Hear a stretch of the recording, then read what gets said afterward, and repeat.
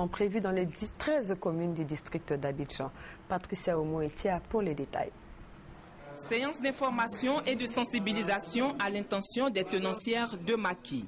L'expert en santé et environnement instruit le personnel des maquis sur les règles d'hygiène alimentaire. L'opération Maquis Propre nous emmène donc au plateau pour constater les règles d'hygiène alimentaire pratiquées dans les maquis.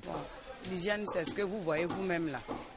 Bon, moi-même, tout à l'heure, je suis en train de faire le foutu. Les diènes ont quand enlevé, je vais laver mes verres moi-même. Parce que quand tu leur donnes là, elles font à la légère. Les propriétaires et gestionnaires de maquis jouent un rôle important en matière d'hygiène alimentaire.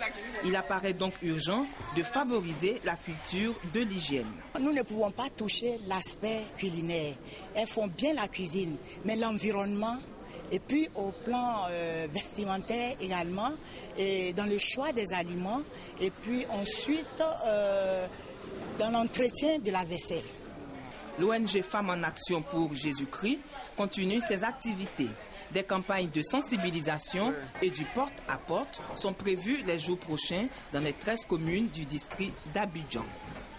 Pour clore ce chapitre consacré à la PAC, à ce communiqué, le ministre d'État, ministre de l'Emploi, des Affaires sociales et de la formation professionnelle communique en application du décret 2011 du 4 novembre 2011 modifiant et complétant l'article 2 du décret numéro 96-205 du 7 mars 1996 déterminant la liste et le régime des jours fériés le lundi 1er avril 2013. Lundi de Pâques est déclaré jour férié et chômé sur toute l'étendue du territoire national. Vous le savez déjà, le Premier ministre haïtien a poursuivi son séjour ce vendredi. Avec une visite au port autonome, M. Lamotte a pu apprécier les installations et les performances du port d'Abidjan et voir comment Haïti pourrait profiter de l'expérience ivoirienne en la matière. Reportage Hugues Veblé. Une visite au port autonome d'Abidjan pour le Premier ministre d'Haïti, Laurent Lamotte. Cette visite de travail qui intervient le dernier jour de son séjour en terre ivoirienne revêt un enjeu important. Comme vous avez dû le savoir, pendant le tremblement de terre du 12 janvier, le port de Port-au-Prince a été détruit. Aujourd'hui, nous venons de compléter le processus d'appel d'offres et nous avons la firme qui va reconstruire le port. Mais il est important pour nous de voir des modèles de port qui fonctionnent et je sais que le port autonome d'Abidjan est un exemple à suivre. En 2012, ce sont 22 millions de tonnes de marchandises qui ont été traitées contre 16 600 000 tonnes en 2011. De nombreux projets devraient permettre de renforcer les capacités du port autonome d'Abidjan pour plus de performances. Prévu un second terminal à conteneurs au quai sud, la création de terrains industriels par remblaiement, la construction d'un terminal RoRo, coût des investissements à réaliser, 500 milliards de francs CFA, ce qui devrait permettre au port autonome d'Abidjan d'accueillir des navires de 250 mètres de long avec un tirant d'eau de 16 mètres contre 11,50 mètres actuellement. Sur le terrain, la délégation haïtienne a pu apprécier les installations qui valent au port autonome d'Abidjan d'être au nombre des infrastructures portuaires performantes d'Afrique. Mettre fin à la corruption, promouvoir la bonne gouvernance en Côte d'Ivoire, c'est l'ambition affichée du secrétariat national à la gouvernance et au renforcement des capacités. Il vient d'initier une étude sur la corruption en Côte d'Ivoire. Objectif, relever les causes et proposer des moyens de lutte contre la corruption. Beket Aliko, Delphine Ngla pour le commentaire. Réduire l'impact de la corruption sur l'économie ivoirienne. Tel est l'objectif du secrétariat national à la gouvernance et au renforcement des capacités qui poursuit ses efforts dans la lutte contre ce fléau.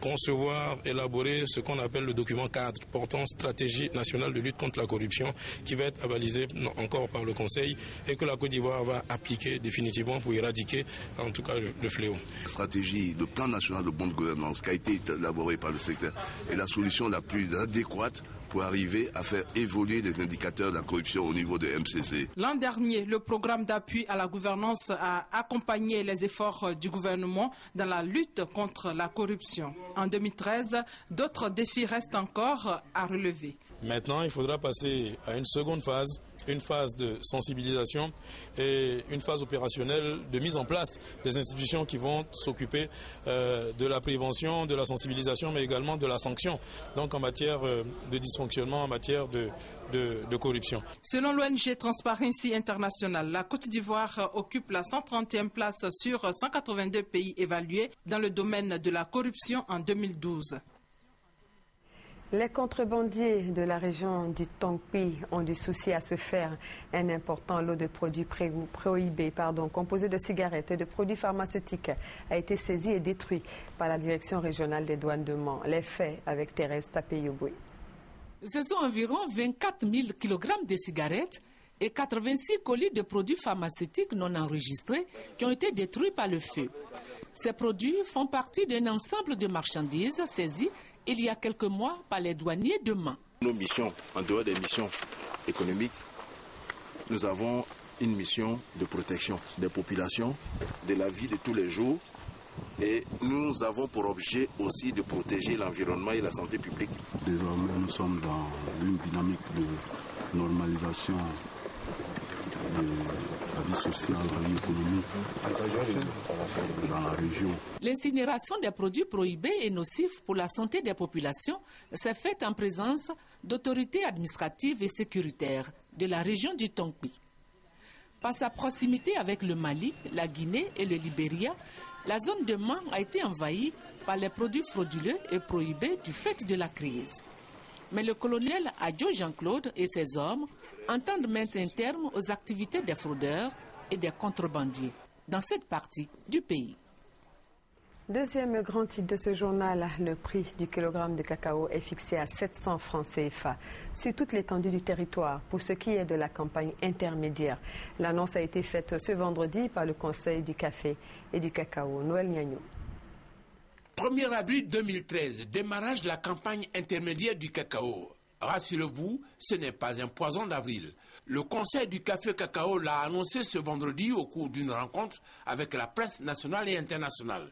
Le prix fixé est en baisse par rapport à la campagne principale. Le prix garanti aux producteurs sur toute l'étendue du territoire pour la campagne intermédiaire 2012-2013 est fixé à 700 francs CFA le kilo bord-champ de cacao bien fermenté et séché. Précisons qu'aucune réfaction n'est autorisée sur le prix d'achat garanti de 700 francs CFA par kilo. Mais pourquoi cette baisse de 25 francs CFA? Quand on arrive dans la campagne intermédiaire, vous savez qu'elle se déroule en période de sécheresse. Et dans ces conditions, la taille des fèves qui sont commercialisées se réduit. Elle devient petite. Et lorsque nous sommes dans une période de forte sécheresse, cette taille-là devient de plus en plus petite. Dans ces conditions-là, il faut faire un prix qui soit en accord, en adéquation avec la qualité du produit. Le Conseil du café cacao rassure les acteurs de la filière qu'il va prendre toutes les dispositions nécessaires pour le respect du prix bord-champ, représentant 60% du prix CAF compromis aux producteurs. Cette bonne nouvelle pour les populations d'Abobo, un nouveau centre de santé pour la commune. Il a été inauguré ce matin par la ministre de la Santé et de la lutte contre le sida. Ce centre a été construit à hauteur de 206 millions de francs CFA par un opérateur économique ivoirien résidant en Guinée équatoriale, son nom Daouda Diabaté. Ce centre de santé qui est orienté vers le social est accueilli avec beaucoup de joie par les populations riveraines. Compte rendu signé Evelyne Deba-Zegwa. L'espace médical Ma'awa, du nom de la mère du promoteur Daouda Diakité,